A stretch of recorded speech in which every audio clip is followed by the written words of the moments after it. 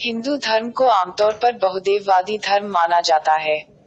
वास्तव में अधिकांश हिंदू हजारों भगवानों में विश्वास रखते हैं, जिनमें अधिकांश अवतार हैं। कुछ हिंदू 3 भगवान की व्यवस्था में विश्वास करते हैं, जबकि कुछ हिंदू वास्तव में 33 करोड़ यानी 330 मिलियन भगवान के अस्तित्व में विश्वास करते हैं। हालांकि ऐसे विद्वान हिंदू जो अपने धर्म ग्रंथों से अच्छी तरह परिचित हैं, इस बात पर जोर देते हैं कि सच्चे हिंदू को केवल एक ईश्वर में विश्वास रखते हुए सिर्फ उसकी पूजा करनी चाहिए। हमें यह समझाया गया है कि अन्य धर्मों के विपरीत हिंदू धर्म एक ईश्वर या एक शास्त्र के एकाधिकार को मोक्ष का एकमात्र तरीका मानने से इनकार करता है। लेकिन सच्चाई यह है कि वेद एक ईश्वर और एक तरह की पूजा की बात करता है। केवल एक ही ईश्वर है और ऋषि उसे विभिन्न नामों से पुकारते हैं। यह एकाधिकार नहीं है, लेकिन भगवान की गुणवत्ता और मोक्ष प्राप्त करने का एकमात्र मार्ग सत्य है। उदाहरण के लिए, कुछ हिंदुओं द्वारा प्रचलित धर्म के नाम पर जानवरों की बलि जैसी प्रथाएं या कई अन्य हिंदुओं द्वारा प्रचलित अहिंसा पर आधारित गैर हत्या की अवधारणा को एक दूसरे के लिए समान पूजा का तरीका नहीं माना जा सकता, क्योंकि दोनों एक दूसरे के बिल्कुल विपरीत हैं। वेदों की सही व्याख्या की बेहतर समझ धर्म पर संदेह को हल करती है। ईश्वर की वैदिक अवधारणा एक और केवल एक ईश्वर को मानती है, जिसके बीच कोई मध्यस्थ नहीं है, और ईश्वर सर्वशक्तिमान, सर्वव्यापी, कभी पैदा नहीं होने वाला, न कभी मरने वाला, सभी जानने वाला और ब्रह्मांड का रचयिता है। कोई अन्य साहित्य केवल एक ईश्वर के अस्तित्व का वर्णन नहीं करता है जैसा कि वेद ने किया है। यह पढ़ें। ना द्वितीयो न त्रयाश्चर्थो नाभिच्यते, न पंचामो न षष्ठः सप्तमो न प्यच्यते, न सतमो न नवमा दशमो न प्यच्यते। यज्ञम यतम देवों के वृतम वेद, सा सर्वस्य भी पश्यति यच्च प्रान्ति यच्चना, सा यह ये एकाविद्रकायव यम ततम देवम के वृतम वेद। अथर्ववेद 13:4-2, 19-20। कोई दूसरा भगवान नहीं है, न ही एक तिहाई और न ही एक चौथाई भी नहीं है। पांचवा ईश्वर या कोई छठा नहीं है और न ही कोई सातवां उल्लेख है। न कोई आठवां ईश्वर है, न कोई नौवां, 10वीं के बारे में भी कुछ नहीं कहा गया है। यह अनोखी शक्ति अपने आप में है। वह भगवान केवल एक है, एकमात्र सर्वव्यापी है। वह केवल एक है और केवल एक है। बहुदेववाद का इससे अधिक स्पष्ट, प्रभावी, सशक्त और प्रभावशाली खंडन की कल्पना नहीं की जा सकती। वेद स्पष्ट रूप से संभव शब्दों में देवताओं की बहुलता यानी हजारों भगवान को अस्वीकार करते हैं और एक ईश्वर के बारे में बोलते हैं जो सर्वव्यापी, सर्वज्ञ है और बिल्कुल निराकार है, जो कभी भी मानव रहित है और जो कभी भी मानव रूप धारण नहीं करता है या कभी भी किसी भी रूप में पृथ्वी पर नहीं उतरता है, मानव या अन्य किसी स्वरूप में। ऋग्वेद कहता है, विश्वकर्मा विद्याद्वय, जिसका अर्थ है कि वह मन से उलझा नहीं है। सर्वव्यापी भगवान निर्माता हैं। वह निरंतर और रक्षक भी है। ईश्वर एक अनोखे तरीके से असंवेदनशील और सचेत दुनिया की देखरेख करता है। पूरी दुनिया उसके साथ रहती है। वह यशाह एका है, यानी केवल एक। वह सचेत है, अविभाज्य है। वह एका ये वह केवल एक है। इससे अधिक केवल एक ईश्वर के अस्तित्व का और अधिक स्पष्ट दावा कहाँ हो सकता है। इस तरह से भगवान का वर्णन पढ़ने के बाद श्री W.D. ब्राउन लिखते हैं, वैदिक धर्म एक भगवान को पहचानता है।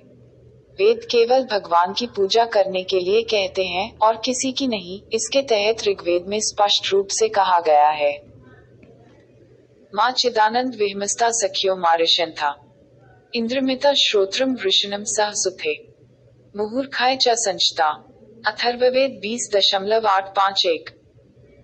दोस्तों, किसी और चीज की प्रशंसा और पूजा मत करो, खुद को बर्बाद न करो, केवल दयालु भगवान सर्वशक्तिमान की प्रशंसा और पूजा करो। इस दुनिया में एकजुट होकर उनकी महिमा गाओ बार बार।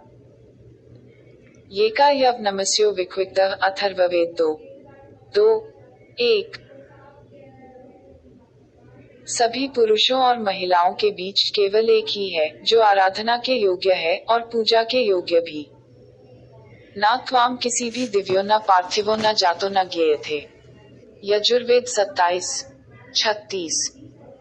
हे भगवान, इस दुनिया या उस पार की दुनिया में आपके जैसा कोई नहीं है। आपके बराबर का शरीर अभी भी पैदा नहीं हुआ है और न ही भविष्य में कभी पैदा होगा। ऐसे लोग हैं जो भ्रम में हैं कि इंद्र, अग्नि और वरुण आदि शब्दों के आने के बाद कई भगवान हैं, लेकिन ये शब्द भगवान और भगवान के अलावा अन्य चीजों को दर्शाते हैं, जिससे सत्य की खोज करने वाले को भ्रमित नहीं होना चाहिए।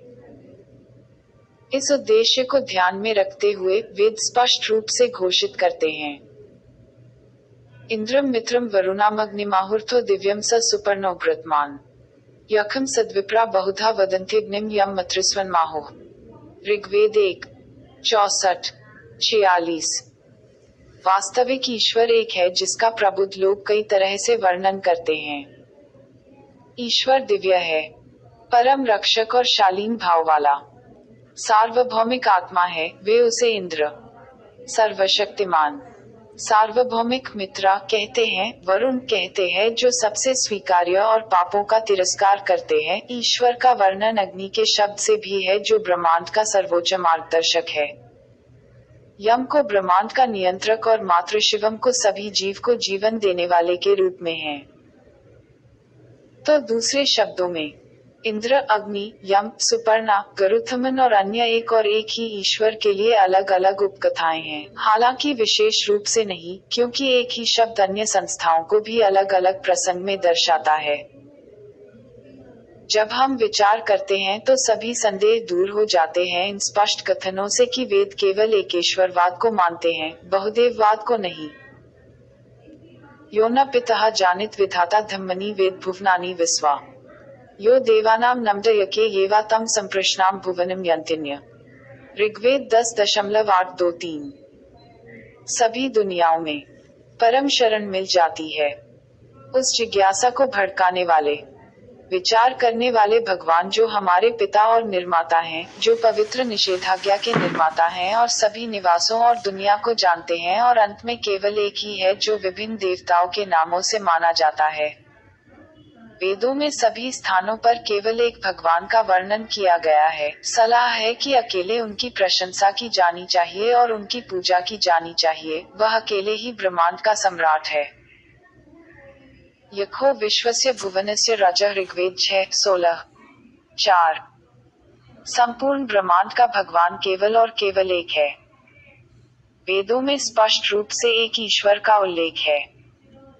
भगवद गीता सभी हिंदू धर्म ग्रंथों में सबसे लोकप्रिय भगवद गीता है। गीता के निम्नलिखित श्लोक पर चिंतन करें।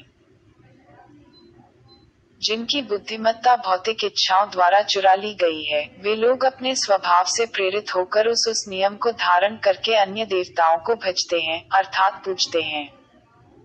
कोष्टक भगवद गीता अध्याय 20 श्लोक 7।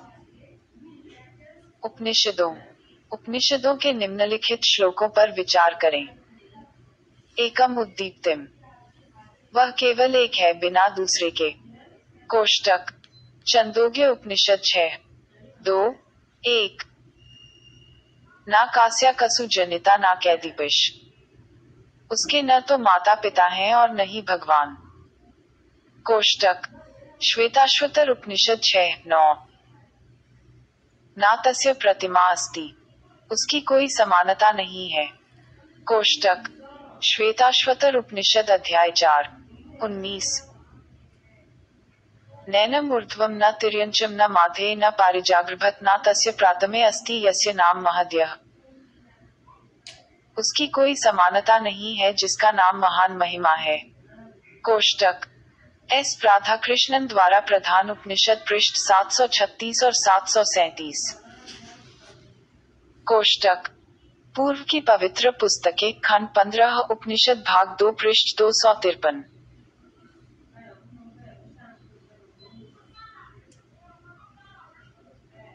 उपनिषद के निम्नलिखित श्लोक एक विशेष रूप में ईश्वर की कल्पना करने के लिए मनुष्य की असमर्थता को सम्मिलित करते हैं। न समुद्र से तिष्ठति रूप अस्य न काकसु पश्यति कसी कैनाम हेडा हौडंतम मनसा य एनम इवाम विदुर अमर्तस्ते भवति। उसका रूप दिखता नहीं है, कोई उसे आंख से नहीं देखता। जो लोग दिल और दिमाग के माध्यम से जानते हैं, उन्हें दिल में बसकर अमर हो जाता है। कोष्टक श्वेताश्वतर उपनिषद 4:20। यजुर्वेद। यजुर्वेद के निम्नलिखित श्लोकों पर विचार करें। ना तस्य प्रतिमा अस्ति, उनकी कोई छवि नहीं है। यजुर्वेद 32:3।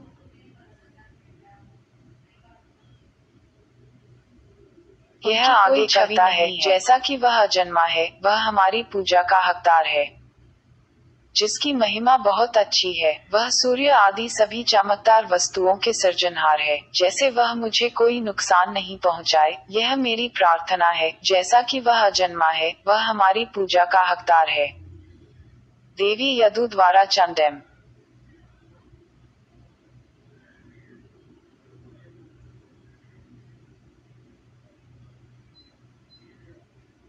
अपृष्ठ 377। वह शरीरहीन यानी निराकार और शुद्ध है। यजुर्वेद 40।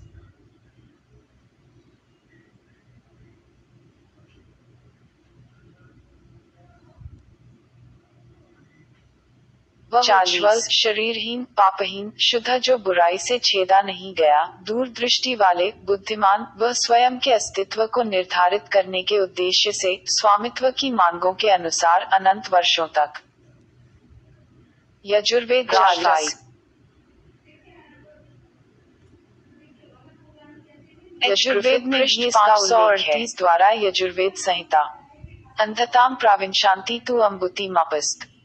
वे अंधेरे में प्रवेश करते हैं जो प्राकृतिक चीजों की पूजा करते हैं, उदाहरण के लिए हवा, पानी, आग आदि। वे उन लोगों को अंधेरे में डुबो देते हैं जो संभूति की पूजा करते हैं। संभूति का अर्थ है निर्मित वस्तुएं, उदाहरण के लिए मेज, कुर्सी, मूर्ति आदि।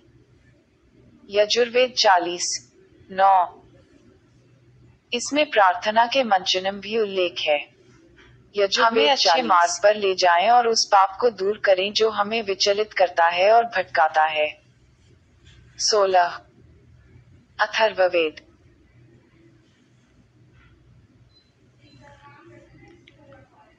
भगवान वास्तव में महान है। अथर्ववेद के निम्नलिखित श्लोकों पर विचार करें।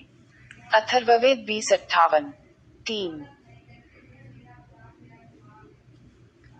वास्तव में सूर्या तू महान है।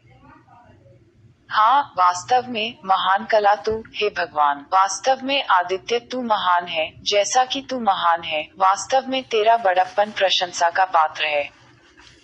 कोष्टक अथर्ववेद संहिता संहिता 2 विलियम ड्वाइट विटनी पृष्ठ 910। ऋग्वेद। ऋग्वेद में कहा गया है कि ऋषि सीखा एक भगवान को कई नामों से पुकारते हैं। ऋग्वेद 1:164-46।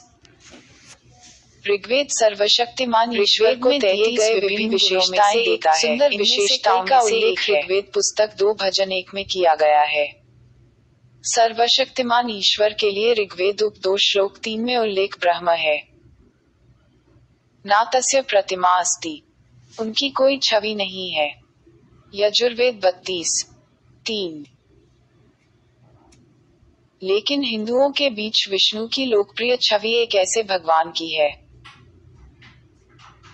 ऋग्वेद पुस्तक 2 भजन 1 श्लोक 3 में वर्णित एक और सुंदर विशेषता विष्णु है। विष्णु का अर्थ है जिसकी 4 भुजाएं हैं, जिनमें से एक के दाहिने हाथ में चक्र यानी एक डिस्कस है और एक में हाथ में शंख है, जो किसी पक्षी की सवारी करता है या आराम करता है एक सांप जैसे सोफे पर। जैसा कि पहले उल्लेख किया गया है कि यह यजुर्वेद अध्याय 40 श्लोक 19 के भी विरुद्ध है।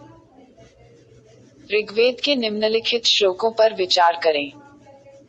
मां चिदानंदवी शांता। हे मित्रों, किसी और की नहीं बल्कि उसकी ईश्वरीय आराधना करो। कोष्टक ऋग्वेद पुस्तक 1:1 कोष्टक हिंदू वेदांत का ब्रह्म सूत्र हिंदू वेदांत का ब्रह्म सूत्र है, एकम ब्रह्मा द्वितीय जाति नेह न जाति किंचन, केवल एक ईश्वर है, दूसरा नहीं, बिल्कुल नहीं, कम से कम में भी नहीं। इस प्रकार केवल हिंदू धर्म ग्रंथों का एक विवादास्पद अध्ययन हिंदू धर्म में भगवान की अवधारणा को समझने में मदद कर सकता है। ईश्वर केवल एक है। ईश्वर न तो पैदा होता है न तो मरते हैं। ईश्वर अवतार नहीं लेते हैं, ना ही मूर्ति में रहते हैं।